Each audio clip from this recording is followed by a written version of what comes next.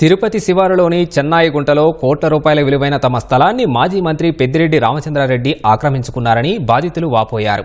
నగర శివార్లలో ఆక్రమణకు గురైన స్థలం వద్ద బాధితులు ఆందోళనకు దిగారు. పెద్దిరెడ్డికి వ్యతిరేకంగా నినాదాలు చేశారు. 30 కోట్ల రూపాయల విలువైన భూములను ఆక్రమించి ఇబ్బందులకు గురి చేస్తున్నారని తెలిపారు. ఆక్రమణలపై న్యాయ పోరాటం చేస్తున్నామని, ఎలాంటి నిర్మాణాలు చేపట్టకూడదని కోర్టు ఆదేశాలు ఉన్నా పెద్దిరెడ్డి అక్రమంగా నిర్మాణాలు చేస్తున్నారని ఆరోపించారు. తమ వద్ద పత్రాలు అన్నీ ఉన్నా ఫోన్ చేసి బెదిరింపులకు దిగుతున్నారన్నారు. కూటమి ప్రభుత్వం కలగజేసుకుని తమకు న్యాయం చేయాలని బాధితులు కోరారు.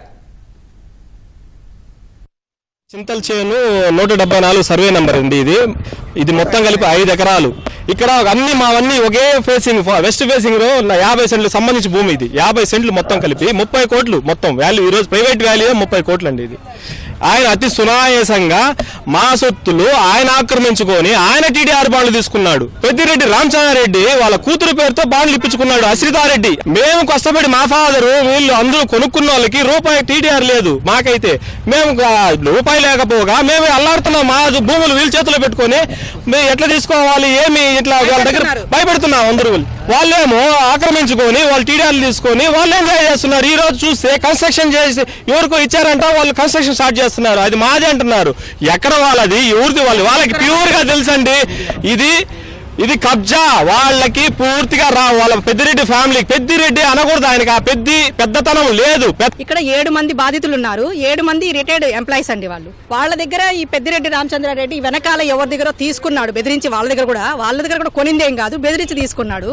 ఆ స్థలంతో పాటు మా స్థలాన్ని అంతా ఆక్యుపై చేసి కాంపౌండ్ కట్టారండి.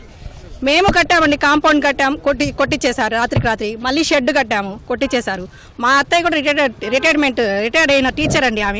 ఆమెకు వచ్చిన డబ్బులు వచ్చినప్పుడు ఆ డబ్బులతో కూడా 2 సార్లు షెడ్లు కట్టామండి.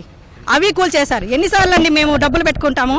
మేము మిడిల్ క్లాస్ వాళ్ళం కదా, వాళ్ళలాగా అక్రమంగా సంపాదించుకోలేదు కదా. పవన్ కళ్యాణ్ గారు వాగ్దానం చేశారు, ఎవరైతే భూ కబ్జాలకి బాధితులు ఉన్నారో వాళ్ళకి సెంటు భూమి కూడా పోనీయకుండా నేను మీకు తీసిస్తానని చెప్పారు. కాబట్టి ఆ ధైర్యంతో వచ్చాము. ఈ రోజు కూటమి ప్రభుత్వం ముందు అన్న ధైర్యంతో ముందుకు వచ్చామండి. లాస్ట్ మంత్ జనవరి 20th కూడా మేము ఈజీ తీసామండి. స్టిల్ ఇప్పటికీ మా పేర్లే ఉన్నాయి. మా మామగారు 1981లో సైట్ కొన్నాడు, 7 సెంట్ సైట్. 14లో ఇది పెద్దిరెడ్డి రామచంద్రారెడ్డి వాళ్ళకి సంబంధించిన వాళ్ళు ఆక్యుపై చేసుకున్నారు బలవంతంగా. తర్వాత మేము ఎన్నిసార్లు చేసినా వాళ్ళని మేము ఎదిరించలేకపోయినాము. ఇప్పుడు మేము మొన్న జనవరి 25న ఈసీ తీసుకుంటే ఈసీలో మా పేరుతోనే ఉంది, మా మామగారి పేరుతో. అదే వాళ్ళు ఎక్కడ డిజిటల్లో ఎక్కడ ఏం చేసుకున్నారో ఏమో తెలియదు. వాళ్ళు ఫేక్ డాక్యుమెంట్లు తీసుకొని మాదేం క్లెయిమ్ చేసుకుంటారు. సంబంధిత రెవెన్యూ అధికారులు స్పందించి చర్య తీసుకొని మాకు న్యాయం చేస్తారని మేము మిక్కిలి ప్రార్థిస్తున్నాం. 2 ప్లాట్లు కలిపి నాది 12 సెంట్లు.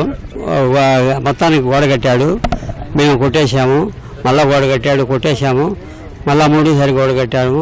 మాకు ఆర్థిక స్తోమత లేక మళ్ళా గోడ కట్టలేక గవర్నమెంట్ అని కోరుతూ ఉన్నాము. ప్రభుత్వంలో ఉన్న వాళ్ళందరూ డిప్యూటీ కలెక్టరు, ఎస్పీ వీళ్ళంతా చర్య తీసుకొని మా స్థలము మాకు ఇప్పించగలిగితే మీ అందరికీ ధన్యవాదాలు.